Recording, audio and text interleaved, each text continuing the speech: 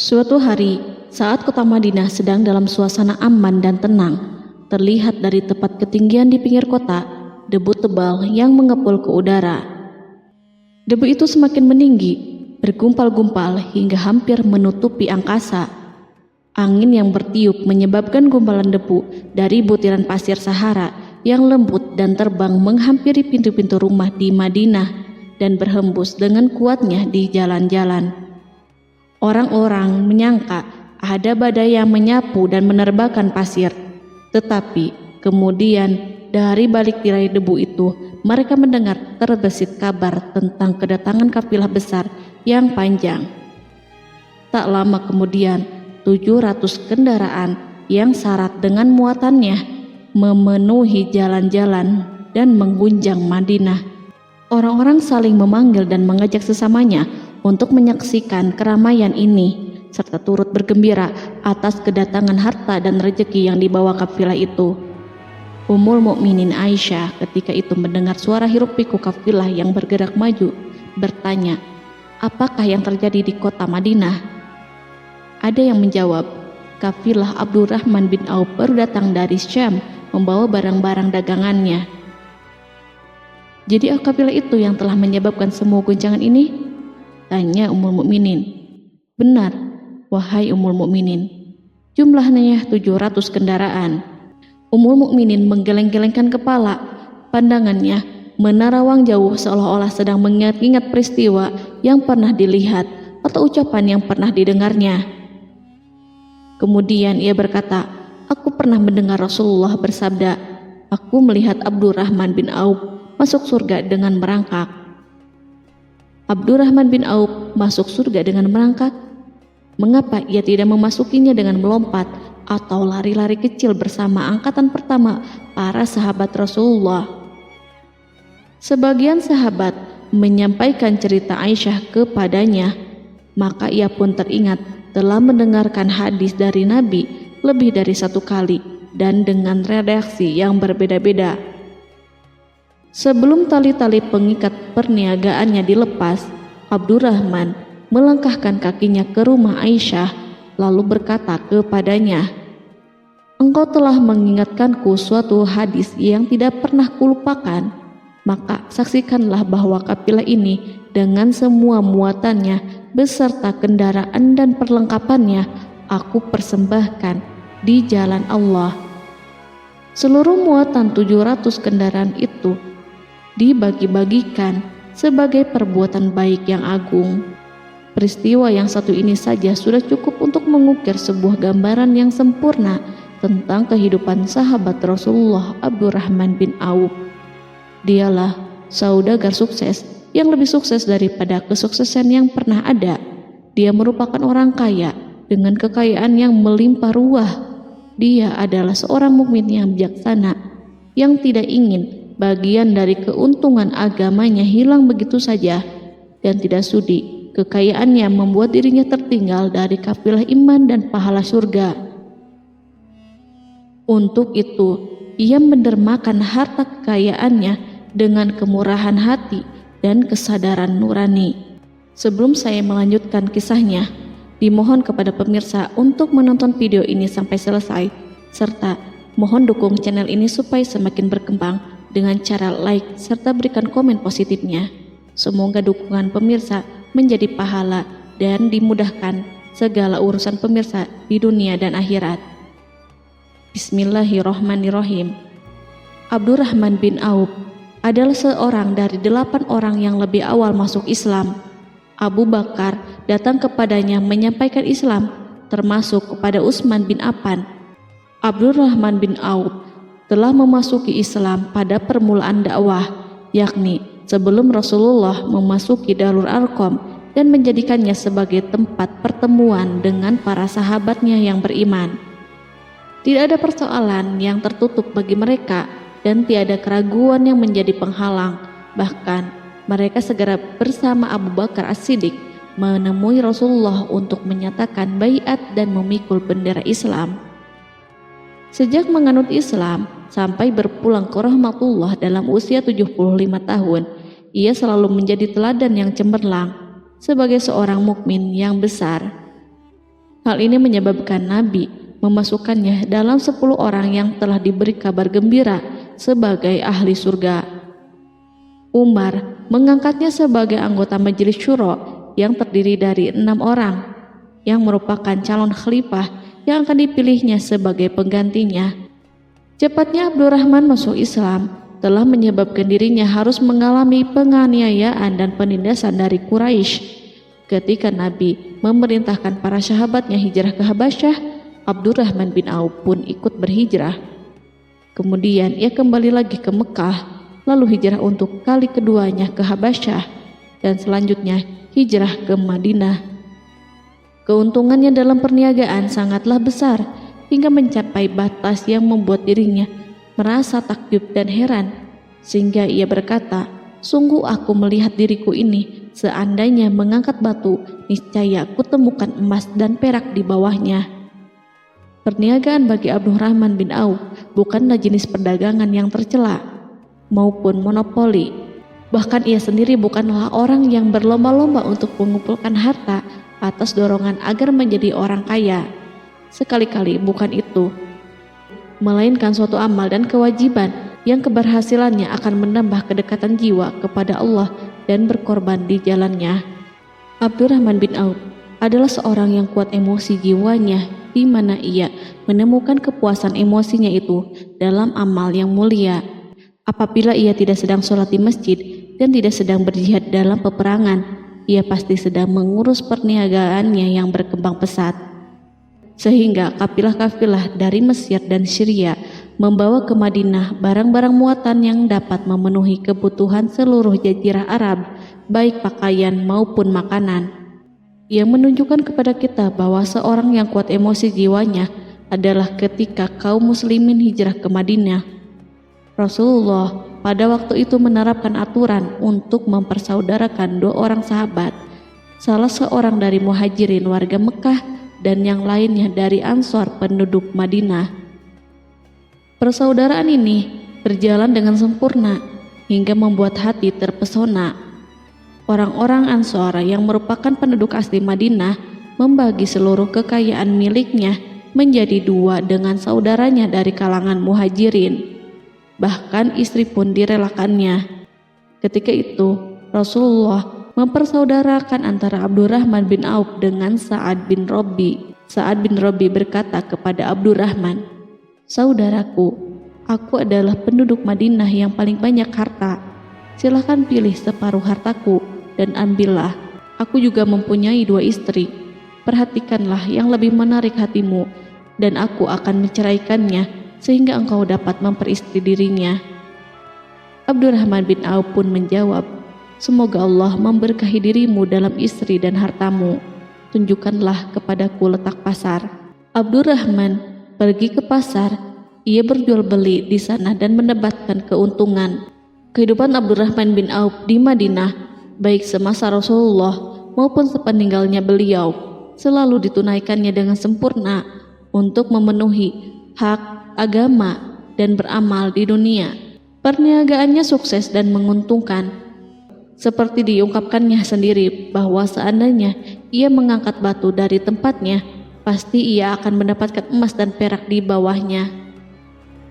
Salah satu faktor yang membuat perniagaannya berhasil dan mendapatkan berkah adalah karena ia sangat selektif untuk berniaga yang halal dan benar-benar menjauhkan diri dari segala bentuk jual beli yang haram, bahkan yang syubhat sekalipun. Selain itu, faktor yang menambah kejayaan dan keberkahannya adalah labanya yang bukan untuk Abdurrahman sendiri, melainkan di dalamnya terdapat bagian Allah yang ia penuhi dengan baik. Ia menggunakan hartanya untuk memperkokoh hubungan kekeluargaan dan mengeratkan tali persaudaraan, serta menyediakan perlengkapan yang diperlukan untuk tentara Islam.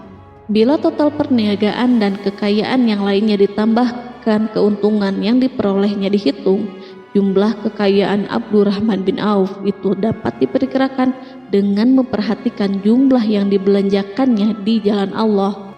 Suatu hari, ia mendengar Rasulullah bersabda, "Wahai Ibnu Auf, engkau termasuk golongan orang kaya dan engkau akan masuk surga dengan merangkak." Karena itu, pinjamkanlah kekayaan itu kepada Allah agar Dia mempermudah langkahmu." Sejak ia mendengar nasihat Rasulullah ini dan menyediakan bagi Allah pinjaman yang baik, Allah justru semakin melipat gandakan kekayaannya hingga berlimpah ruah. Suatu hari, ia menjual tanah seharga 40.000 dinar. Kemudian uang itu dibagi-bagikan semuanya untuk keluarganya dari Bani Zuhrah, untuk para istri Nabi, dan untuk kaum muslimin yang miskin. Pada kesempatan lain, ia menyerahkan 500 ekor kuda untuk perlengkapan tentara Islam. Pada hari yang lain, ia menyerahkan 1.500 kendaraan unta. Menjelang wafat, ia mewasiatkan 50.000 dinar untuk diinfakkan di jalan Allah.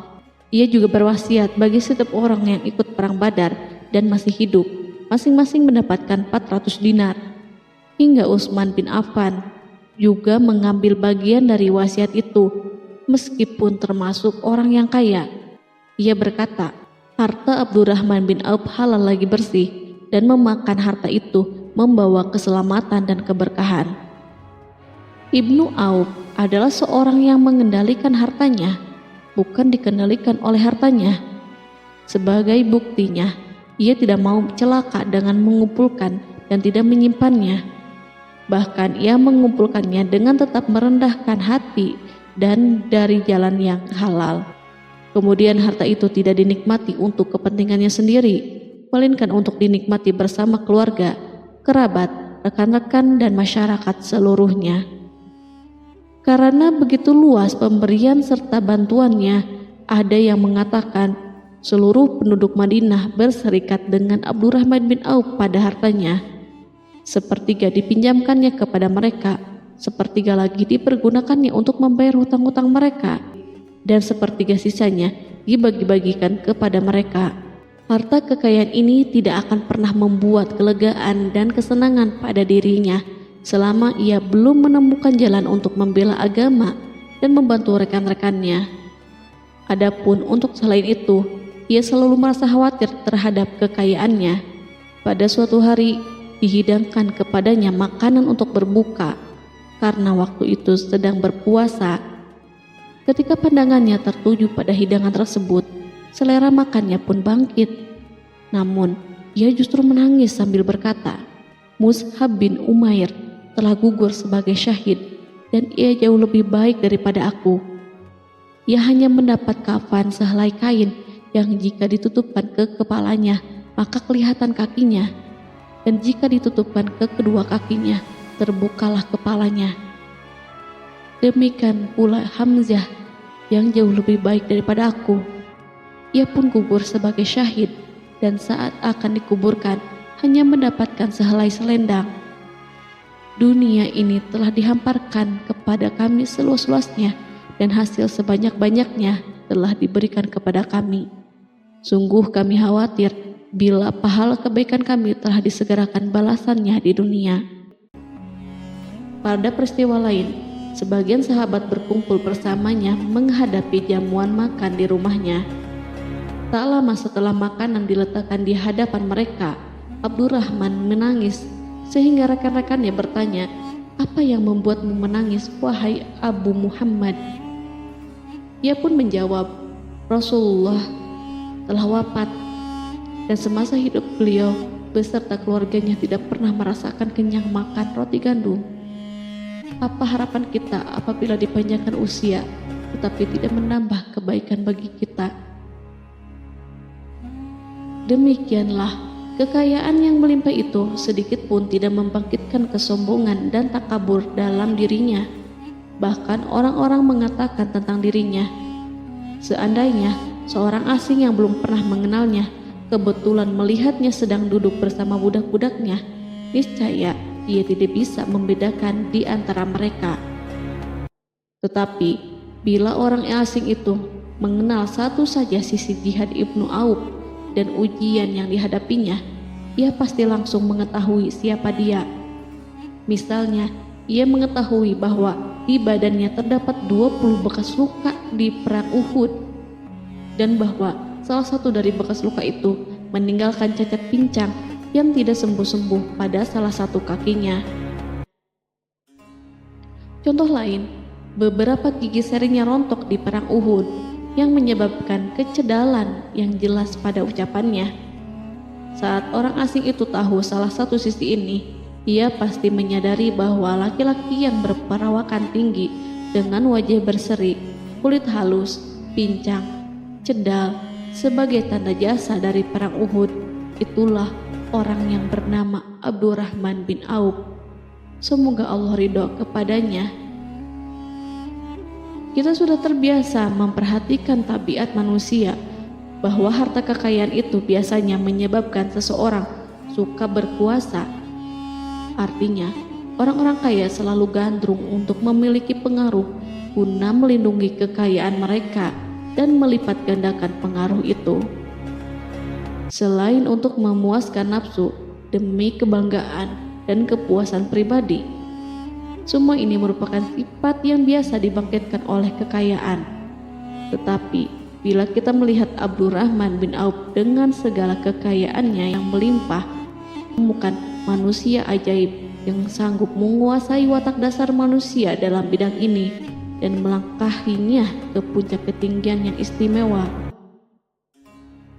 Peristiwa itu terjadi ketika Umar bin Khattab hendak berpisah dengan rohnya yang suci dan memilih 6 orang di antara mereka, para sahabat Rasulullah, agar memilih salah seorang di antara mereka untuk menjadi khalifah yang baru. Pada waktu itu, semua jari menunjuk kepada Ibnu Auf. Bahkan sebagian sahabat telah menegaskan bahwa dialah yang berhak menjadi khalifah di antara 6 orang itu. Namun, ia menjawab, "Demi Allah, seandainya diambilkan pisau lalu ditaruh ke atas leherku, kemudian kalian menusukkannya sampai tembus, itu lebih baik aku sukai daripada menerima jabatan tersebut." Demikian, saat awal 6 orang terpilih itu mengadakan pertemuan untuk memilih salah seorang di antara mereka untuk menjadi khalifah yang akan menggantikan Al-Faruq, Umar bin Khattab, Abdurrahman telah menyatakan kepada mereka bahwa ia telah melepaskan haknya yang dilimpahkan Umar kepadanya sebagai salah seorang dari 6 calon yang akan dipilih menjadi khalifah. Dengan demikian, kewajiban mereka untuk melakukan pemilihan itu terbatas di antara mereka yang berlima saja. Sikat juhudnya terhadap jabatan dan pangkat ini dengan cepat telah menempatkan dirinya sebagai hakim di antara 5 orang tokoh terkemuka itu. Mereka menerima dengan senang hati agar Abdurrahman bin Auf menetapkan pilihan kepada khalifah itu terhadap salah seorang di antara mereka berlima. Ali mengatakan, "Aku pernah mendengar Rasulullah menyifatimu bahwa engkau adalah orang yang dipercaya oleh penduduk langit dan dipercaya pula oleh penduduk bumi." Ibnu Auf akhirnya memilih Utsman bin Affan untuk jabatan khalifah dan lainnya pun menyetujui pilihannya. Itulah hakikat seorang laki-laki yang kaya raya dalam Islam. Apakah Anda telah memperhatikan bagaimana Islam telah mengangkat dirinya jauh di atas kekayaan dengan segala godaan dan penyesatannya itu, dan bagaimana ia menempa kepribadiannya dengan sebaik-baiknya? Pada tahun 32 Hijriah, tubuhnya berpisah dengan roh.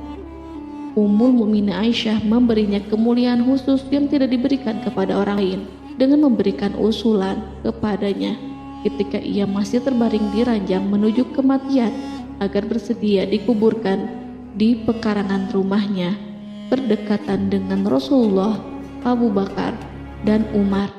Namun ia memang seorang muslim yang telah dididik Islam dengan sebaik-baiknya, sehingga merasa malu bila dirinya diangkat dan disandingkan dalam kedudukan tersebut. Selain itu, ia telah membuat janji dan ikrar yang kuat dengan Utsman bin Maz'un, yakni jika salah seorang di antara mereka meninggal sesudah yang lain, hendaklah ia dikuburkan di dekat sahabatnya itu.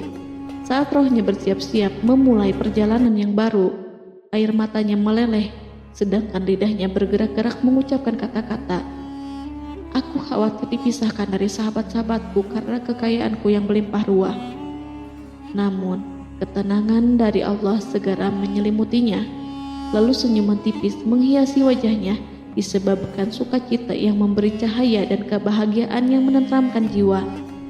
Ia memasang telinganya untuk menangkap sesuatu, seolah-olah ada suara yang lembut merdu yang datang mendekat. Ia sedang mengenang kebenaran sabda Rasulullah yang pernah beliau ucapkan, Abdurrahman bin Auf di dalam surga. Ia barangkali juga sedang mendengarkan janji Allah dalam kitabnya. Orang yang menginfakkan hartanya di jalan Allah, kemudian tidak mengiringi apa yang diinfakkan itu dengan menyebut-nyebut dan menyakiti perasaan penerima, maka memperoleh pahala di sisi Rabb mereka. Tidak ada rasa takut pada mereka dan mereka tidak bersedih hati. Quran Surat Al-Baqarah ayat 262.